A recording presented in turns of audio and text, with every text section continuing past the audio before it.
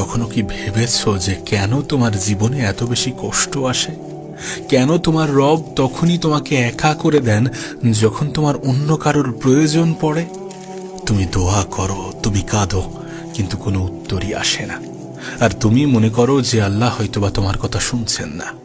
কিন্তু বাস্তবতা তো এটাই যে আল্লাহ পাক কখনোই কারো দোয়া ফেরান না। তুমি যখন কাঁদতে কাঁদতে আল্লাহকে বলেছিলে যে হে আল্লাহ, আমি আর পারছি না, সেদিন থেকেই আল্লাহ পাকের রহমত তোমার উপরে বর্ষিত হচ্ছিল। সেদিন থেকেই আল্লাহ পাকের রহমত তোমার উপরে নেমে আসছিল, শুধু তুমি তা খেয়াল করনি। আসলে তুমি এটা বুঝতে চাও না। তুমি এটা বুঝতে চাও না যে তোমার রব কখনোই হঠাৎ করেই সবকিছু দেন না। তিনি তোমাকে ধীরে ধীরে দেন, তোমার জীবনে ধীরে ধীরে দেন। তিনি তোমাকে প্রথমে পরীক্ষা করেন, প্রথমে তোমার ধৈর্যের পরীক্ষা নেন, তোমার বিশ্বাসের পরীক্ষা নেন। যখন তুমি এটা অনুভব করো যে তোমার জীবনে একের পর এক দরজা বন্ধ হয়ে যাচ্ছে, তখন একটা কথা মাথায় রেখো।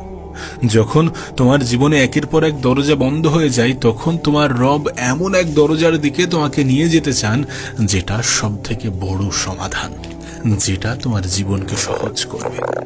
আসলে তুমি যখন ভেঙে পড়ো, তখন তোমার রব তোমাকে শেখায়, তোমাকে বোঝাতে চাই যে ভরসা মানুষে নয়, ভরসা শুধুমাত্র তার উপরে।